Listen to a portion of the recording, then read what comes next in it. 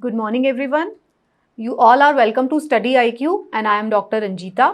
आज के इस लेक्चर में हम लोग पढ़ने जा रहे हैं साइंस क्लास 8 के NCERT के चैप्टर नंबर 6 को।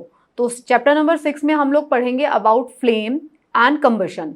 हम लोग जानने की कोशिश करेंगे कि कंबशन का क्या प्रोसेस होता है, उसको कौन कौन से फैक्टर्स अफेक्ट करते हैं। हम फ्लेम की डिटेल के बारे में पढ़ेंगे कि उसके कितने पार्ट्स होते हैं। So this is a small chapter but बहुत ही इंटरेस्टिंग चैप्टर है। So let's start. अगर आप मुझे कांटेक्ट करना चाहते हैं you can send me a mail on this email ID. आप मुझे इंस्टाग्राम लिंक पर फॉलो कर सकते हैं और ये जो टेलीग्राम चैनल का लिंक दिया गया है इस पर मेरे सभी लेक्चर्स के PDF को शेयर किया गया है। अगर आप चाहते हैं क्लास 6 और क्लास 7 साइंस NCERT के लेक्चर्स को देखना तो उसके लिंक भी इसी टेलीग्राम चैनल पर दिए गए हैं। मेरा टेलीग्राम चैनल ज्वाइन करते वक्त नाम का स्पेलिंग प्लीज़ लिंक में ज़रूर चेक कर लें, यही मेरा टेलीग्राम चैनल है। तो हम लोग पढ़ते हैं अब कंबशन के बारे में। तो कंबशन क्या होता है? कंबशन जो है एक केमिकल प्रोसेस है। मतलब कंबशन को क्या बोलेंगे हम हिंदी में, जो जलती है कोई भी चीज़ें उसको उसके बारे में हम बात करेंगे। तो ये केमिकल प्रोसेस होता है जिसमें कि जो सब्सटेंस होता है, कोई भी सब्सटेंस, एक सब्सटेंस होगा जो किसके साथ रिएक्ट करेगा, ऑक्सीजन के साथ, और क्या देगा, हीट, जिससे हीट जनरेट होगी। कोई एक सब्सटेंस होगा, कोई एक पदार्थ होगा जो ऑक्सीजन के साथ रिएक्ट करेगा और हीट प्रोड्यूस होगी। इस प्रोसेस को बोला जाता है कंबशन। जो सब्सटेंस है दैट अंडरगोज कंबशन उसको हम कहते हैं कंबस्टिबल सब्सटेंस, ज्वलनशील पदार्थ। जो सब्सटेंस कंबस्टिबल है उसको हम बोलेंगे कंबस्टिबल सब्सटेंस, जिसको ज्वलनशील पदार्थ कहते हैं। जो ज्वलनशील पदार्थ जितने भी होते हैं उसको हम फ्यूल भी कहते हैं, ईंधन की तरह हम उसको यूज करते हैं। जो भी ज्वलनशील पदार्थ होगा, चाहे वो पेट्रोल है, लकड़ी है, कैरोसिन है या कुछ भी और, कागज हो गया, तो ये सब क्या होते हैं, ये ज्वलनशील है। तो इनसे हम क्या कर सकते हैं, क्योंकि जलने से क्या प्रोड्यूस होता है, हीट। हीट जो है वो एक एनर्जी है फॉर्म। हमें वो हीट चाहिए, हमें अलग अलग कामों के लिए वो हीट चाहिए होती है। खाना बनाने के लिए, घर को गर्म रखने के लिए, बिजली बनाने के लिए। तो जो भी सब्सटेंस जो ऑक्सीजन के साथ मिलेंगे और हीट प्रोड्यूस करेंगे उनको ज्वलनशील सब्सटेंस कहा जाएगा और इनको फ्यूल कहा जाता है, ईंधन कहा जाता है, क्योंकि जो ये हीट प्रोड्यूस होती है वो हमारे चीज़ों को करने के काम आती है अलग अलग। तो फ्यूल कैसा हो सकता है? फ्यूल सॉलिड भी हो सकता है, फ्यूल लिक्विड भी हो सकता है, फ्यूल गैस भी हो सकता है। तो सॉलिड की हम बात करें, कोयला है, लकड़ी है। लिक्विड की अगर आप बात करें, पेट्रोल, डीजल। और गैसियस फॉर्म की बहुत सारी जो गैसेस होती हैं वो भी ज्वलनशील होती हैं, जैसे कि आपके घरों के अंदर हम जिससे गैस में खाना बनाते हैं वो गैसियस फॉर्म में है। कभी कभी क्या होता है, light is also given of during combustion. कभी कभी लाइट भी निकलती है। अभी हमने हीट की बात की थी तो अभी लाइट भी निकलती है और फ्लेम भी प्रोड्यूस होती है और वो ग्लो करती है। तो जब भी कोई चीज़ जलती है तो उससे सिर्फ हीट ही नहीं निकलती, उससे लाइट भी निकलती है, उससे उसकी फ्लेम्स भी निकलते हुए हमको दिखाई दे सकती है। ठीक है, तो ये कंबशन का पूरा डेफिनेशन है। तो अब आप देखिए कंबशन में क्या हो रहा है। एक फ्यूल है, वो कुछ भी हो सकता है, कोल हो सकता है, वो पेट्रोल हो सकता है, वो डीजल हो सकता है, वो वुड हो सकती है, एनीथिंग। वो ऑक्सीजन की प्रेजेंस में, एरोबिक प्रोसेस है, ऑक्सीजन की प्रेजेंस में, ऑक्सीजन चाहिए जलने के लिए। हमने लास्ट क्लास में देखा था, एक कैंडल वाला एक्सपेरिमेंट किया था। हमने कैंडल को जलाया था और फिर उस जलती हुई कैंडल के ऊपर हमने ग्लास रख दिया था एक उल्टा करके। तो वो कैंडल कुछ सेकेंड्स या मिनट्स के लिए जलेगी जितनी उसके अंदर एयर प्रेजेंट है। जैसे ही उसमें से ऑक्सीजन यूटिलाइज हो जाएगी वो कैंडल बुझ जाएगी। तो आग जलाने के लिए किस चीज़ की ज़रूरत है? एक तो फ्यूल चाहिए, दूसरा हमें ऑक्सीजन चाहिए और एक चाहिए हमें इनिशियल हीट। थोड़ी सी हमें उसे हीट देनी पड़ेगी। हीट किस लिए? उस फ्यूल के टेम्परेचर को उतना बढ़ाना पड़ेगा जिसपे कि वो जलना शुरू कर दे। अब आपने देखा है लकड़ी रखे रखे तो जलती नहीं है, लकड़ी को हमें थोड़ी सी हीट देनी पड़ेगी। ऐसे ही पेट्रोल आपने स्टोर करके रखा हुआ है, वो जल रखा रखा नहीं जलेगा। आप जैसे ही उसको जलाएंगे, थोड़ी सी हीट देंगे, तब वो जलना शुरू होता है, राइट। तो वो जो हीट है, वो इनिशियल जो हीट है वो रिक्वायर्ड है। जब ये तीनों चीज़ें मिल जाती हैं तो क्या होगा, फर्दर और हीट प्रोड्यूस होगी और क्या होगा, एग्जॉस्ट निकलेगा। क्या? धुआं निकलेगा, अनबर्न पार्टिकल्स निकलेंगे। तो ये जो है ये कंबशन का प्रोसेस होता है। फ्यूल, ऑक्सीजन एंड हीट तीनों कंबाइन होंगे और क्या निकलेगी, और फर्दर हीट निकलेगी, लाइट भी निकलेगी, हमने भी पढ़ा था, लाइट भी निकलेगी, फ्लेम्स भी दिखेंगे हमें, और साथ में एग्जॉस्ट निकलेगा जो कि आधा जला हुआ ईंधन होगा, उसके पार्टिकल्स। फाइन। फिर अब हम बात करते हैं combustible and non combustible substances के बारे में। कंबस्टिबल सब्सटेंस क्या होते हैं? जो जल सकते हैं, ज्वलनशील पदार्थ। नॉन कंबस्टिबल क्या होते हैं? जो जल नहीं सकते, वो वाले पदार्थ। Okay. Substance which easily catch fire, उनको हम क्या कह रहे हैं? कंबस्टिबल। आसानी से जो इनको आग पकड़ लेते हैं उन्हें हम कंबस्टिबल कहते हैं। क्या क्या है उसके अंदर? पेपर है, कोल है, वुड है, ये सारा कुछ है। जो जल्दी से आग नहीं पकड़ते उनको हम क्या कहते हैं? Non combustible. जैसे मिट्टी, देखिए जब आग लगी होती है वो सारे के सारे वो सब्सटेंस बताए जाएंगे जिसको आप आग बुझाने में भी यूज कर सकते हैं। पानी, मिट्टी, रेत, ग्लास, इन सब में आग नहीं लगती है, तो ये क्या है? ये नॉन कंबस्टिबल सब्सटेंस है। कुछ एग्जाम्पल हैं। अगर हम कंबशन के एग्जाम्पल की बात करते हैं, हमारे सराउंडिंग्स में अगर हम बात करते हैं कंबशन के एग्जाम्पल, जलने की जो प्रक्रिया हो रही है उसके कुछ उदाहरण अगर हम बात करते हैं तो वो क्या क्या होंगे? Burning of sulphur in the air, जब सल्फर रहता है। Explosion of hydrogen in the air. Burning of wax candle, मोमबत्ती। Combustion of petrol. Burning of natural gas in Bunsen burner. तो ये सारे एग्जाम्पल हैं जो कि बताते हैं कि ज्वलनशील पदार्थ कैसे जलते हैं। फिर दूसरी बात हम करते हैं ईंधन की। फ्यूल, जो फ्यूल होता है वो क्या होता है? फ्यूल कोई भी ऐसा सब्सटेंस हो सकता है जो जलने पर, कंबशन पर क्या क्या प्रोड्यूस करेगा? Energy, usable amount of energy produce करता है, उसको हम फ्यूल कहते हैं। मतलब फ्यूल का मतलब क्या? ईंधन हम किस चीज को यूज कर सकते हैं? मैंने आपको बताया, हमें इस प्रोसेस की, जो कंबशन जो प्रोसेस है उसमें से जो हीट निकलती है, या कभी कभी लाइट को भी हम यूज करते हैं। हीट और जो लाइट निकलती है, basically heat most of the time हमें उसकी क्या चाहिए होती है? उसकी गर्मी चाहिए होती है। जैसे खाना पकाने के लिए, है ना, जैसे कि इलेक्ट्रिसिटी जनरेट करने के लिए हमेशा हमें क्या चाहिए होता है? मोस्ट ऑफ द टाइम्स हमें उसकी हीट चाहिए। लेकिन हमें कभी कभी लाइट भी चाहिए होती है। जब हम अंधेरी जगहों पे जाते हैं तो मशाल लेके जाते हैं, आपने देखा होगा, एक लकड़ी है उसके ऊपर आग लगा के मशाल बना ली जाती है, तो क्या हो रहा है? रोशनी भी मिल रही है। तो जो ऐसे सब्सटेंस जिनके कंबशन से usable amount of energy produce होती है उसे हम फ्यूल कहते हैं। एग्जाम्पल हो सकते हैं फॉसिल फ्यूल्स। फॉसिल फ्यूल्स क्या होते हैं? हमने लास्ट क्लास में डिस्कस किया था। फॉसिल फ्यूल्स वो हैं जो कि जानवरों से और पेड़ पौधों के दबने से, फॉसिलाइज होने से जो बने थे फ्यूल उनको, जैसे कि कोयला, जैसे कि नेचुरल गैस, पेट्रोल, डीजल, ये सारे के सारे किसके एग्जाम्पल्स थे? ये सब फॉसिल फ्यूल के एग्जाम्पल मैंने लास्ट क्लास में आपसे डिस्कस किए थे। Fossil fuel, biogas, nuclear energy, ये सबसे हमें, ये सब क्या है? ये हमारे फ्यूल का काम करते हैं। बायोगैस प्लांट में बनती है ऑर्गेनिक वेस्ट से। न्यूक्लियर एनर्जी कैसे बनती है? जो ऐसे सब्सटेंस, जो ऐसे atoms, for example uranium, thorium, ये जो होते हैं इनके अंदर क्या हो जाता है? इनके अंदर फिशन होता है, ये ब्रेक हो जाते हैं दो में और एक चेन रिएक्शन स्टार्ट हो जाती है। हम न्यूक्लियर रिएक्टर में क्या एनर्जी कैसे जनरेट होती है, हम इसके बारे में भी बात करेंगे, ठीक है।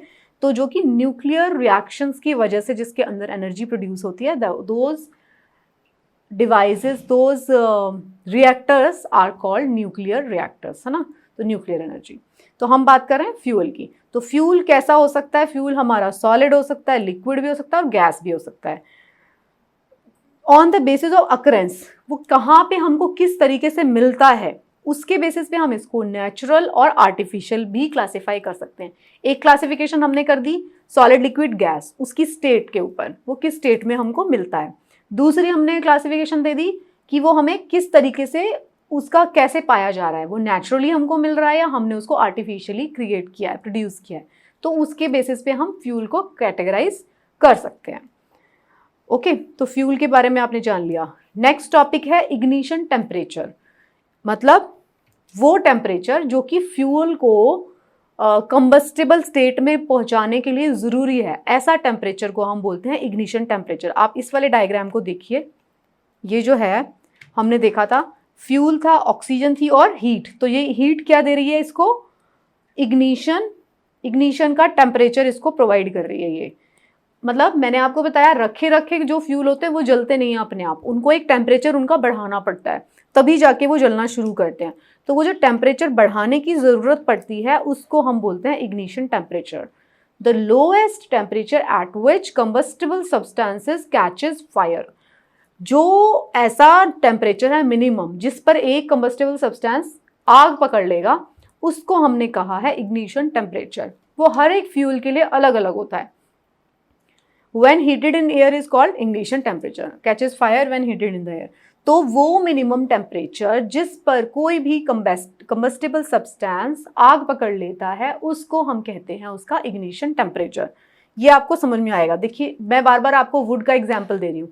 लकड़ी जो है अपने नॉर्मल टेम्परेचर पर नहीं जलेगी, रखी हुई है, बट आपने एक जंगल की आग के बारे में सुना होगा, वो कैसे लगती है। वहाँ पे क्या कोई इंसान जाके आग लगाता है? नहीं, वो अपने आप इंसान भी लगाते हैं, कई बार मैनमेड भी होती है, वो स्पार्क वहाँ से भी मिल जाता है, बट मोस्टली जो वुड जो फॉरेस्ट फायर्स होती हैं उसको मैन इंड्यूस नहीं करता।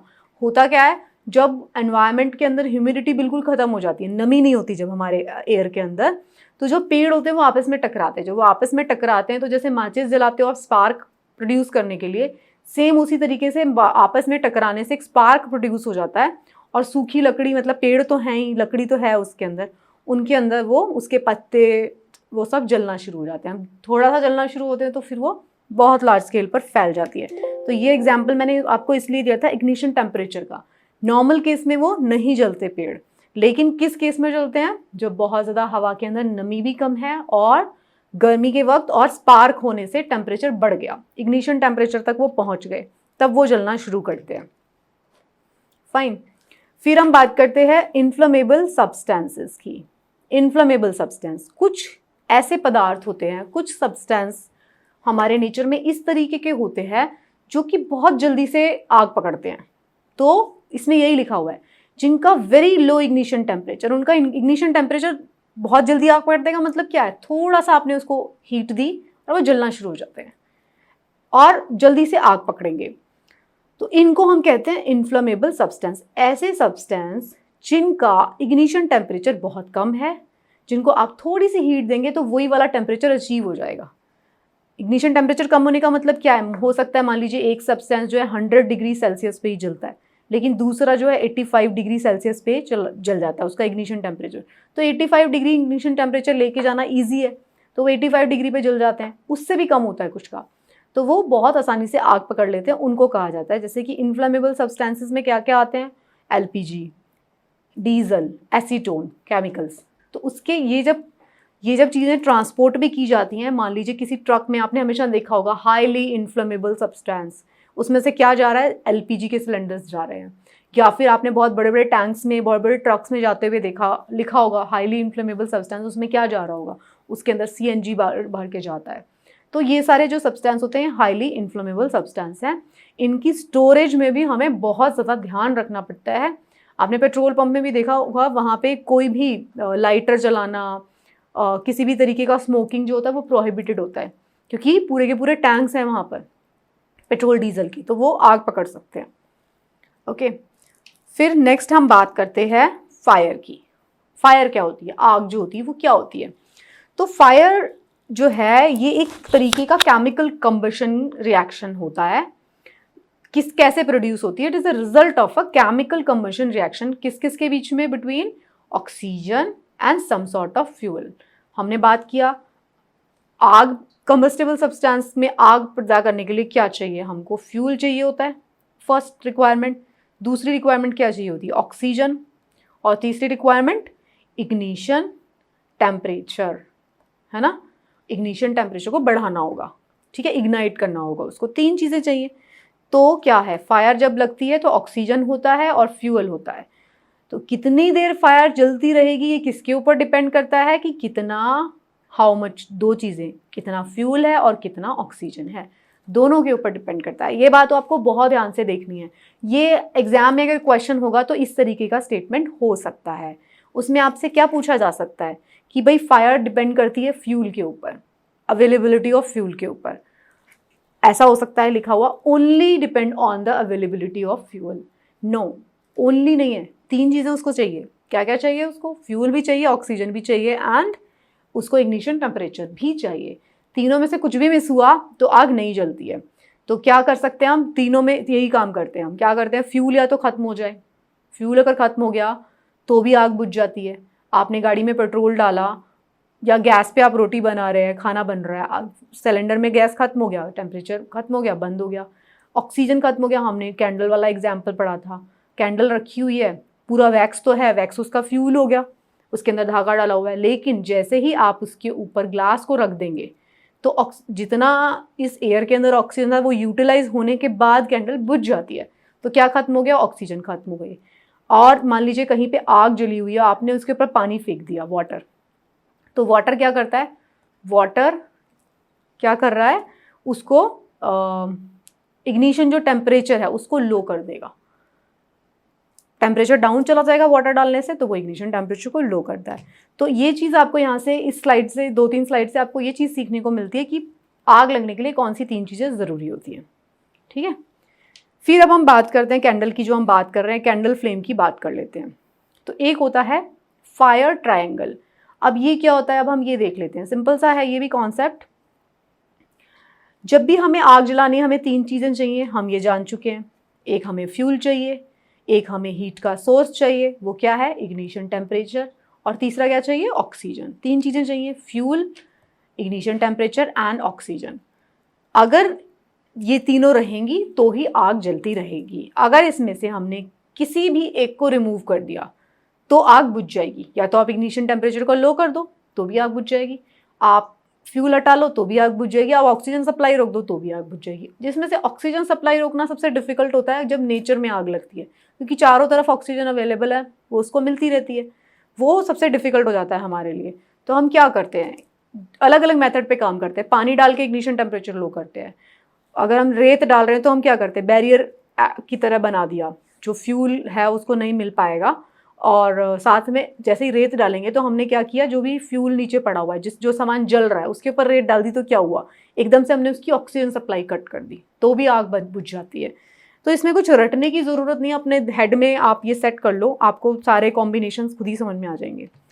तो क्या है 3 कॉम्बिनेशन फायर ट्रायंगल, क्या होता है, ऑक्सीजन, हीट एंड फ्यूल। तो आग जल रही है, किसी भी एक को आपको कट करना है। अब ब्लैंकेट जो डालते हैं हम, ऐसा बोला जाता है किसी पर्सन के ऊपर आग लगी हुई है, अगर वो जल रहा है तो उसके ऊपर आप एक ब्लैंकेट डाल दीजिए, कंबल लाके उसके ऊपर लपेट दो। तो कंबल क्या कर रहा है इस केस में, बताइए, सोचिए, कंबल क्या करेगा इसके केस में, क्या वो हीट को कम कर देगा, नहीं, वो क्या करेगा, ऑक्सीजन सप्लाई कट करेगा।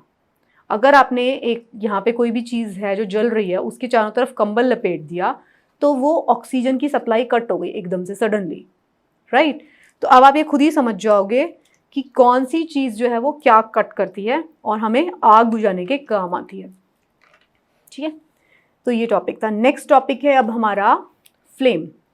फ्लेम क्या होती है, फ्लेम होती है लॉ, जिसको आप देते हैं ना, आग जलाते हैं तो एक लॉ निकलती है, दिया जलाते हैं, कैंडल जलाते हैं ना, तो उसको कहा जाता है। ये देखिए, ये फ्लेम है, ये कैंडल जल रही है, तो उसके चारों तरफ ये जो आपको दिखाई दे रही है ये फ्लेम है। इसके अलग अलग पार्ट्स हैं। स्ट्रक्चर देखिए आप फ्लेम का, ये फ्लेम जल रही है, इसका सबसे इनर मोस्ट पार्ट है। देखिए ये एक इम्पॉर्टेंट टॉपिक है इस चैप्टर का, तो यार देख लीजिए, जो सबसे इनर मोस्ट पार्ट है ये है, फिर एक मिडल जोन है उसका एक, फिर एक उसका आउटर जोन है।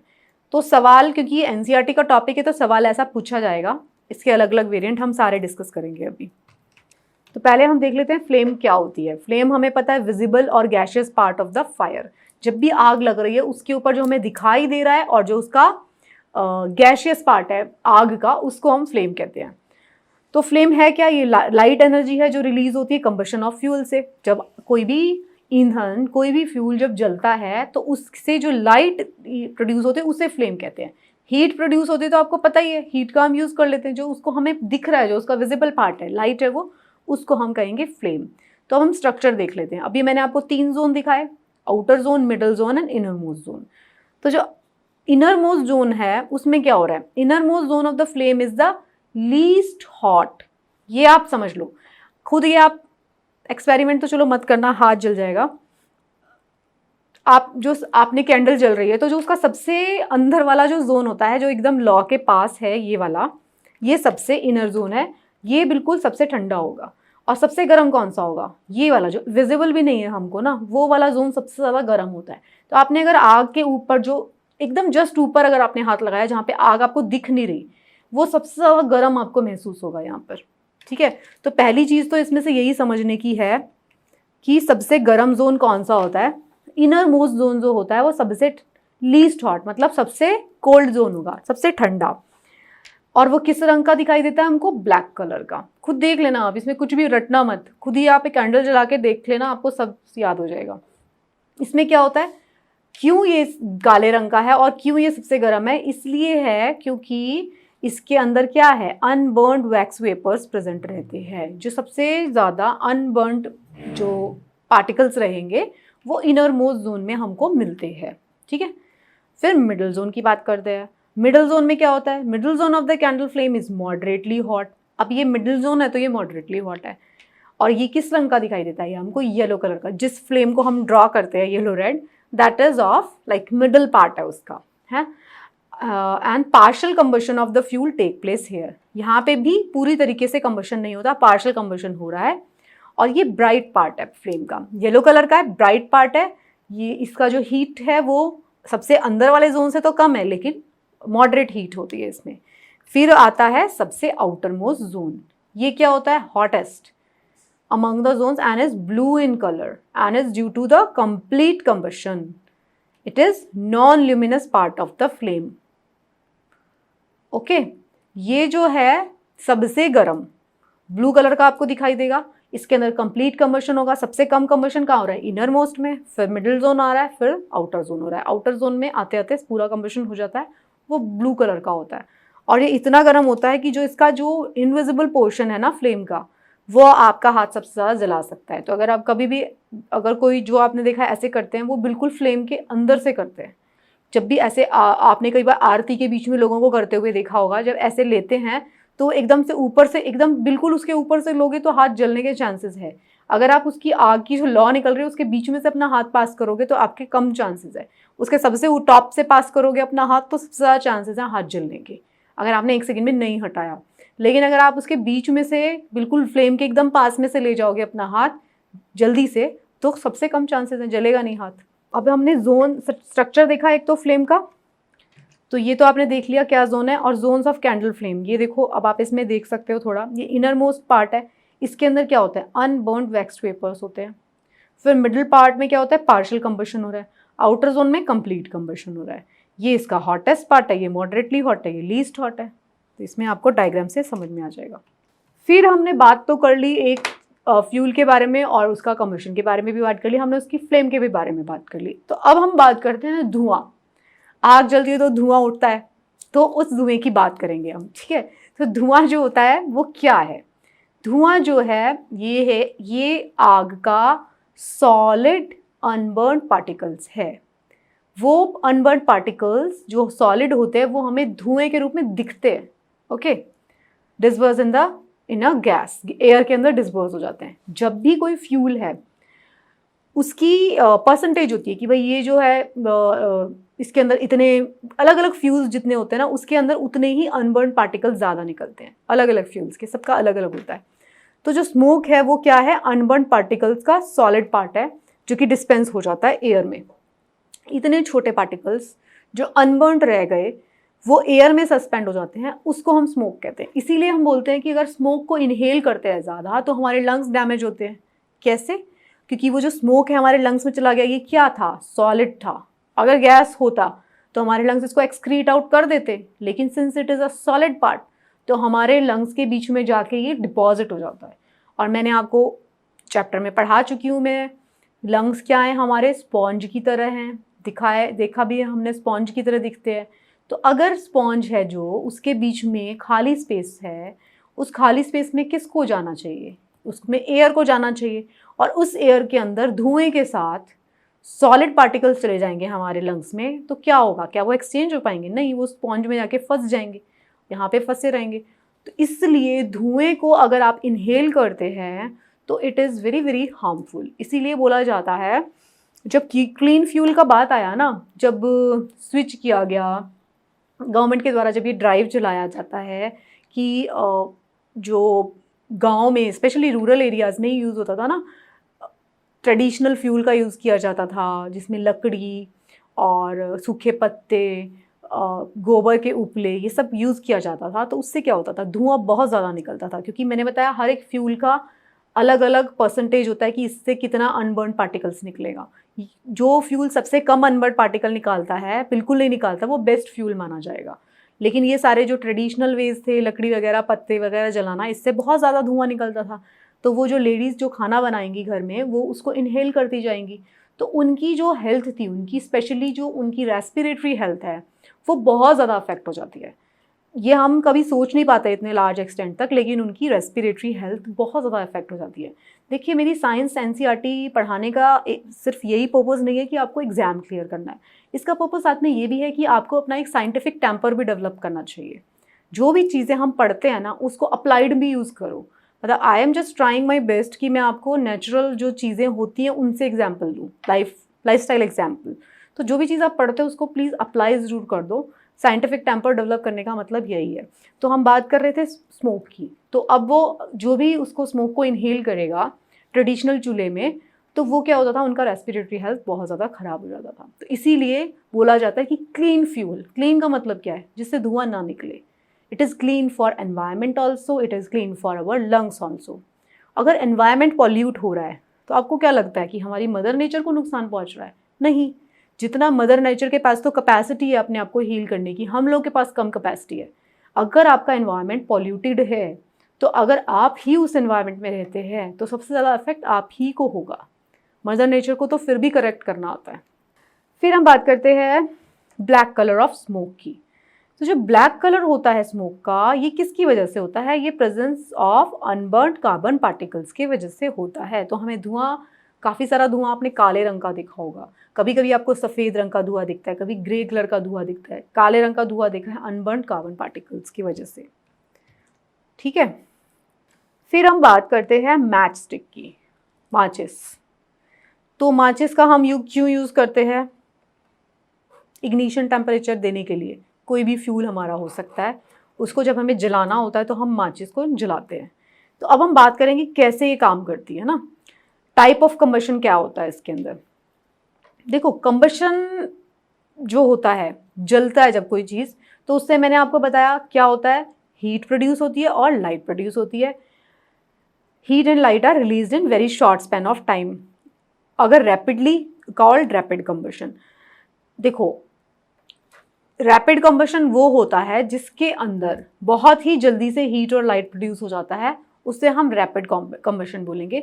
जो किसके केस में हो रहा है? एलपीजी के केस में।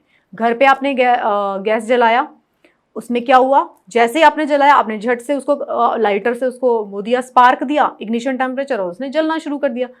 मतलब विद इन सेकेंड्स आपको हीट भी मिल जाएगी और लाइट भी मिल जाएगी, तो उसे बोलेंगे रैपिड कंबशन।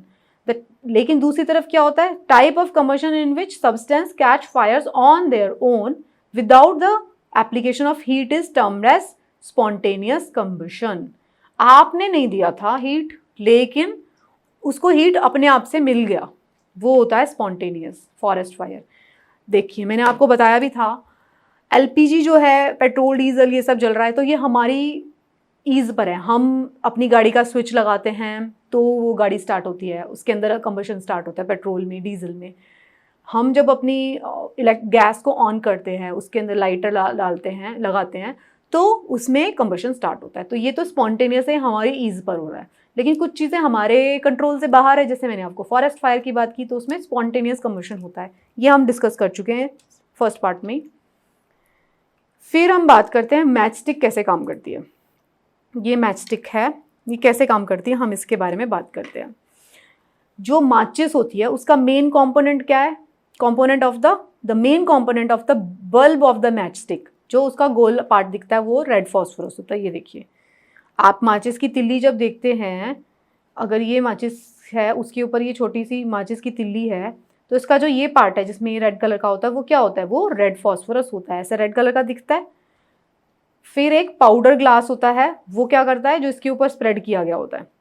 माचिस की तिल्ली के ऊपर लगा होता है, स्टिक के ऊपर लगा होता है रेड फॉस्फोरस, और जो ये है, जो माचिस का डब्बा है, उसके ऊपर लगा होता है पाउडर ग्लास, वो क्या करता है, फ्रिक्शन प्रोड्यूस करता है, ठीक है, तो माचिस जलती है। ये रहा बल्ब जो है उसका, वो क्या है, रेड फॉस्फोरस का, which turns into white phosphorus on heating. वो क्या दे रहा है हमको, वो हीट करके रेड से व्हाइट फॉस्फोरस में बदल जाता है। White phosphorus spontaneously ignites, thereby increases the temperature of the wooden stem to the ignition point and the matchstick start burning. एकदम से स्पॉन्टेनियस देने के लिए, देखो स्पॉन्टेनियसली अगर हमें माचिस की तिल्ली पर, लकड़ी के ऊपर हमें कुछ ऐसी चीज चिपकानी है, एलपीजी तो नहीं चिपका सकते, वो तो गैस है, पेट्रोल भी नहीं चिपका सकते, वो लिक्विड है, तो स्पॉन्टेनियसली हमें ऐसा डिवाइस चाहिए था कुछ जिसको हम अपनी जेब में डाल के ले जाएं कहीं पर भी। तो वो क्या था, वो रेड फॉस्फोरस था पाउडर के फॉर्म में, उसको हम चिपका देते हैं और वो स्पॉन्टेनियसली इग्नाइट होता है। जैसे उसको जलाएंगे एकदम से जलना शुरू हो जाता है और वो टेम्परेचर बढ़ा देता है, इतना टेम्परेचर बढ़ा देता है, मैंने कहा था हर एक फ्यूल का इग्निशन टेम्परेचर अलग अलग है। फॉस्फोरस का तो इतना ही है कि वो एक स्पार्क से जल जाता है, लेकिन लकड़ी का उससे ज़्यादा है इग्निशन टेम्परेचर, लकड़ी को थोड़ा और टेम्परेचर चाहिए तब वो जलेगी।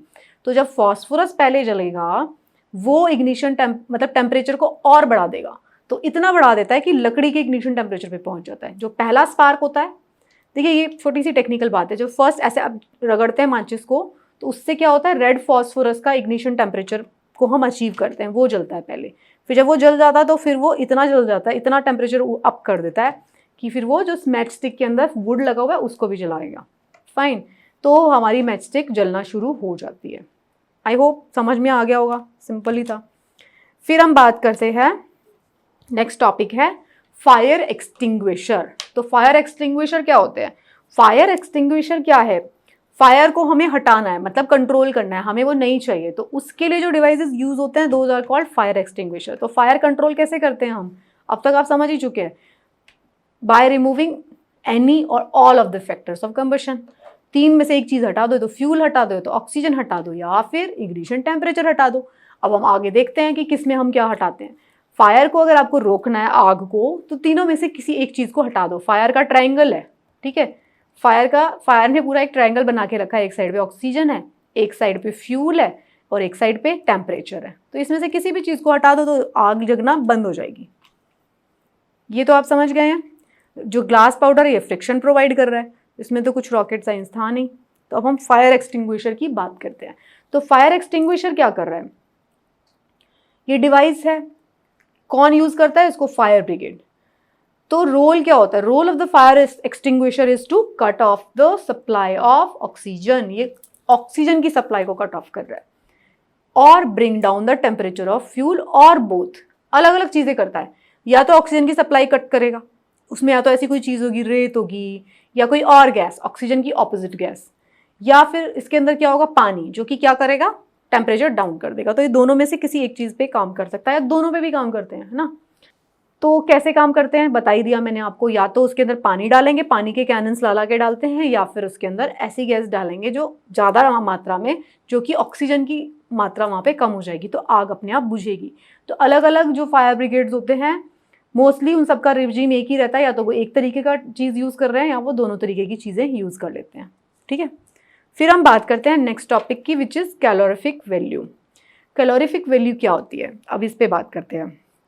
जो हमारा आइडियल फ्यूल होता है उसको, वो क्या होता है, हमारा एकदम आइडियल टाइप का ईंधन, वो कैसा होता है, वो होगा चीप, वो इजीली अवेलेबल होना चाहिए और वो रेडिली कंबस्टेबल होना चाहिए।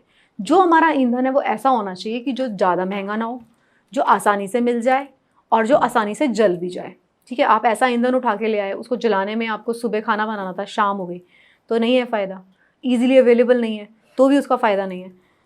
तो ये सब होना चाहिए। और दूसरी जो सबसे बड़ी बात होती है, उसकी कैलोरीफिक वैल्यू हाई होनी चाहिए। It does not produce harmful gases, ये भी नहीं करे, residue that pollute the environment, ये भी ना करे, इतनी सारी चीज़ें ना करे, तब जाके हम उसको बोलेंगे कि भैया ये आइडियल ईंधन है। तो सबसे पहले बात कर लेते हैं कैलोरीफिक वैल्यू क्या होती है। वो 1 kg मान लीजिए फ्यूल कितनी आपको हीट दे रहा है, वो होती है the amount of heat energy produce on complete combustion of 1 kg of fuel is called calorific value. हमने बोला कि भाई 1 किलो लकड़ी है, इससे हमारा क्या हो जाएगा, इससे हमारा फॉर एग्जाम्पल एक खिचड़ी बन जाएगा, या मान लीजिए एक 4 लोगों के लिए डिनर बनाना है, वो बन जाएगा। दूसरी तरफ 1 किलो का LPG है, वो क्या करेगा, वो 4 लोगों का डिनर एक दिन नहीं कम से कम 5 दिन बना देगा। तो कौन सा फ्यूल ज़्यादा एफिशिएंट है, किसकी कैलोरीफिक वैल्यू ज़्यादा है? ऑब्वियसली एलपीजी की। तो कैलोरीफिक वैल्यू क्या है, कितनी हीट प्रोड्यूस हो रही है 1 kg ऑफ फ्यूल से, वो फ्यूल आपको कितनी हीट दे सकता है। मैंने आपको बताया हमारे लिए जो इम्पॉर्टेंट सबसे फैक्टर होता है किसी फ्यूल से, क्या चाहिए हमको, हमें उससे हीट चाहिए, तो वो वैल्यू को बोलते हैं कैलोरीफिक वैल्यू। तो कैलोरीफिक वैल्यू जो होती है उसको एक्सप्रेस करते हैं, उसकी जो यूनिट है in a unit call kilo joule per KG, ये उसकी यूनिट है। मतलब कितना किलो जूल मतलब किलो तो किलो है, जूल मतलब ये एनर्जी का यूनिट है। पर केजी आपको कितना किलो जूल एनर्जी दे रहा है 1 kg substance. 1 kg of a fuel is giving how much amount of heat, वो हमारी कैलोरीफिक वैल्यू होती है। तो एफिशिएंसी जो होता है is that proportion of energy released by a fuel combustion process which is converted into useful work. जो एक फ्यूल है उसकी एफिशिएंसी किस पे डिपेंड करती है, जब वो कंबशन हो रहा है उसका, तो जब वो हीट प्रोड्यूस कर रहा है उसको हम कितने प्रोपोर्शन में उसको जो है यूज़ कर सकते हैं, उस एनर्जी को, जो वो हीट एनर्जी प्रोड्यूस कर रहा है उसको कितना, वो उसकी एफिशिएंसी डिस्क्राइब बताता है। जो कैलोरीफिक वैल्यू होती है वो एफिशिएंसी से डायरेक्टली प्रोपोर्शनल है।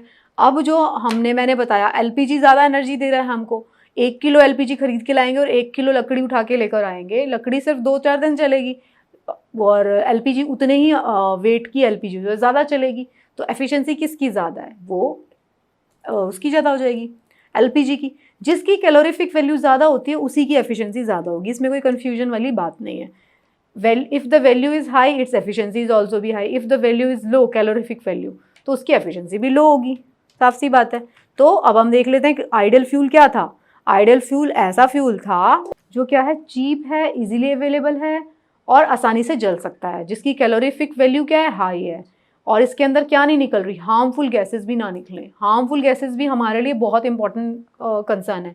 जलता तो बहुत कुछ है, जलता तो आप प्लास्टिक के पॉलिथीन को जला दो वो भी जल जाएगा, वो भी हीट प्रोड्यूस करेगा, लेकिन उससे बहुत ज़्यादा हार्मफुल गैसेस निकलते हैं। तो एक अच्छा फ्यूल वही होता है जिससे हार्मफुल गैसेस भी ना निकले, रेजिड्यूज़ और जो हैं हार्मफुल गैसेस और रेजिड्यूज़ जो कि हमारे एनवायरनमेंट को भी ख़राब ना करे, हमारी खुद की हेल्थ के लिए ख़राब ना हो, तो उसको हम अच्छा फ्यूल बोलेंगे।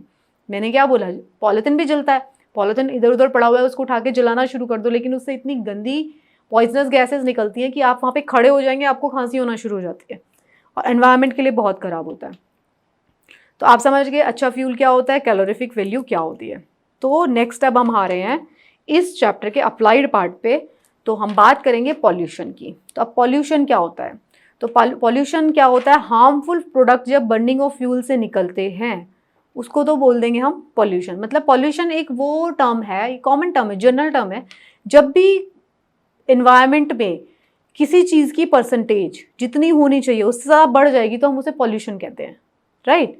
मान लीजिए हमारे एनवायरनमेंट में CO2 प्रेजेंट है ना, 0.03% की हमारे पास 0.03% की हमारे पास CO2 है, तो क्या हो रहा है, अगर ये जो CO2 है इसका प्रोपोर्शन ज़्यादा बढ़ जाएगा तो हम उसे पॉल्यूशन कहते हैं, या कोई और गैस कोई और सब्सटेंस जब ज़्यादा बढ़ जाता है तो हम उसे पॉल्यूशन कहना शुरू कर देंगे।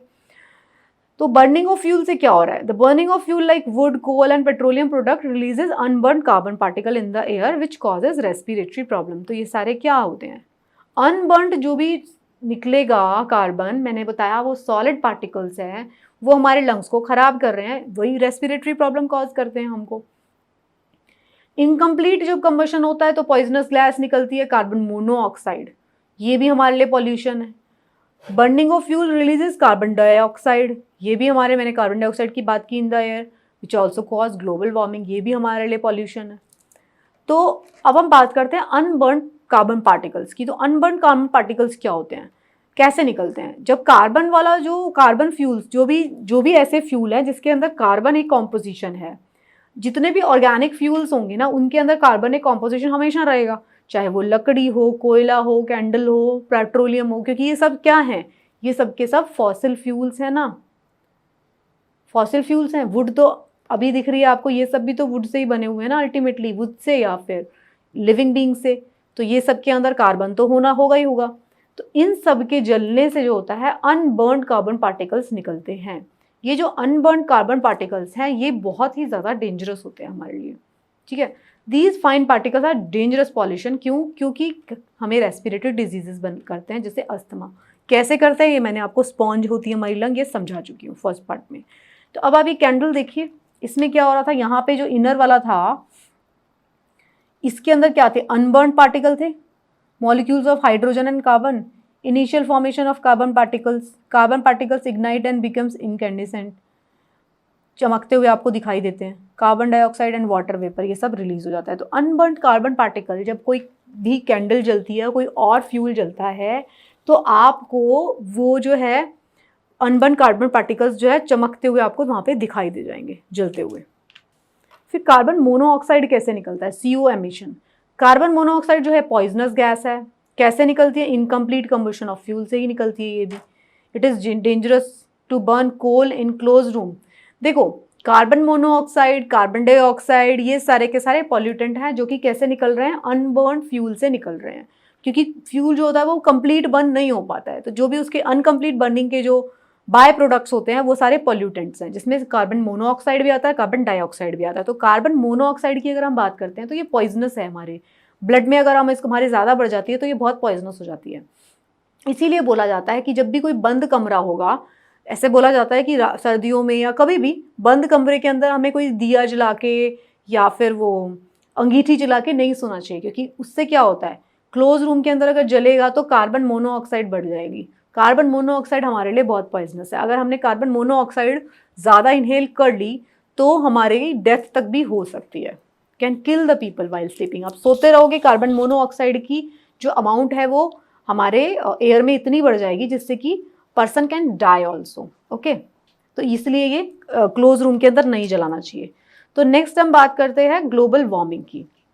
तो ग्लोबल वार्मिंग क्या होता है, ग्लोबल वार्मिंग जो होता है, rise in the average temperature of earth atmosphere. अब आप ये देखिए, अर्थ का एटमॉस्फेयर जितना टेम्परेचर उसका अभी है वो काफ़ी सालों पहले ऐसा नहीं था, उसका टेम्परेचर कम था। धीरे धीरे हमारे साइंटिस्ट जो नोटिस कर रहे हैं कि पिछले 100 सालों में या पिछले 200 सालों में, उसका डेटा तो है हमारे पास, उससे पुराना डेटा टेम्परेचर का उस तरीके से नहीं है, हाइपोथेटिकल है, लेकिन पिछले 200-300 सालों का डेटा तो हमारे पास एक्चुअल है। तब तक थर्मामीटर्स बन चुके थे।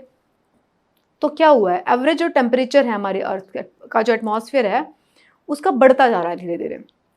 किस लिए, कार्बन डाइऑक्साइड की वजह से, ऑन कम्बशन ऑफ फ्यूल, इसकी वजह से हमारा एनवायरनमेंट धीरे धीरे गर्म हो रहा है। तो इसको हम कहते हैं ग्लोबल वार्मिंग, ये आप जानते हैं। ग्लोबल वार्मिंग से हो क्या रहा है, ग्लोबल वार्मिंग से बहुत सारी चीज़ें हो रही हैं। हमारे जो ग्लेशियर्स हैं, जो जैसे कि जहाँ जहाँ पे भी बर्फ़ जमी हुई है, आर्कटिक, अंटार्कटिक या पहाड़ों की चोटियों पे, वो पिघल रही है अब धीरे धीरे, और तेज़ी से, मतलब उतनी धीरे नहीं जितनी तेज़ी से पिघल रही है, टेम्परेचर बढ़ता जा रहा है। तो उसके पिघलने से क्या होगा, अब आप सोचिए, जब भी बर्फ़ पिघलेगी, हमारी अर्थ पर क्या है, कॉन्टिनेंट्स है, महाद्वीप है और महासागर है। महाद्वीप है, उसके साइड साइड में महासागर है। अगर मान लो, ये मैंने मैप ऐसे बनाती हूँ, मान लीजिए ये हमारे महाद्वीप हैं, ये मान लीजिए मैं बता देती हूँ ये महासागर है।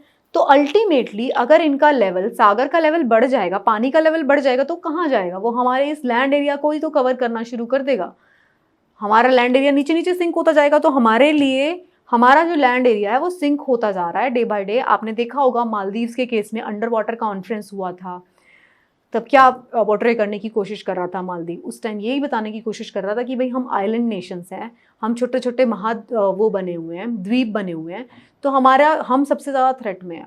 तो जितने भी आइलैंड नेशंस हैं उनके ऊपर थ्रेट बहुत ज़्यादा है, क्योंकि अगर टेम्परेचर बढ़ता है और वाटर का लेवल बढ़ता है तो वो डूब जाएंगे, उनका एग्जिस्टेंस खतरे में है।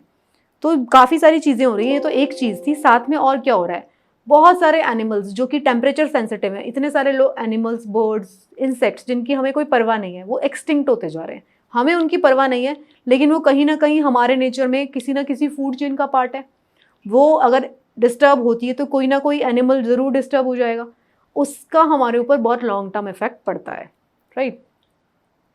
तो ग्लोबल वार्मिंग कैसे होती है हम बात कर लेते हैं। फॉसिल फ्यूल क्या होता है, फॉसिल फ्यूल होता है कार्बन, फॉसिल फ्यूल जब भी चलता है उसका कंबशन होता है तो ये पॉल्यूटेंट्स हमें मिल जाते हैं, पॉल्यूटेंट्स निकलते हैं carbon monoxide, carbon dioxide, sulphur, nitrogen oxide, dioxide, ये सारे के सारे पॉल्यूटेंट्स निकलते हैं और पार्टिकुलेट मैटर भी निकलता है ये सारा। तो ये चार्ट बहुत इंपॉर्टेंट है, इसको आप अच्छे से पढ़ लेना।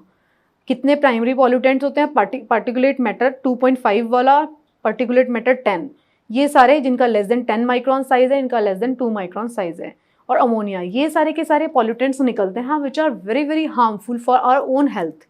नेचर को तो छोड़ो, ह्यूमन बींग्स की हेल्थ को ये बहुत ज़्यादा हजार्डस होते हैं हमारे लिए। ये सारे के सारे कंबशन से निकलते हैं, फॉसिल फ्यूल के कंबशन से। तो एक जो चीज़ होती है एसिड रेन, अलग एक छोटा सा टॉपिक है। एसिड रेन में क्या होता है, एसिड रेन में ये जो कंबशन से ये जो पार्टिकल निकले थे सल्फर डाइऑक्साइड, ये जो है हमारे एनवायरनमेंट में बन जाती है, एनवायरनमेंट में आ जाती है।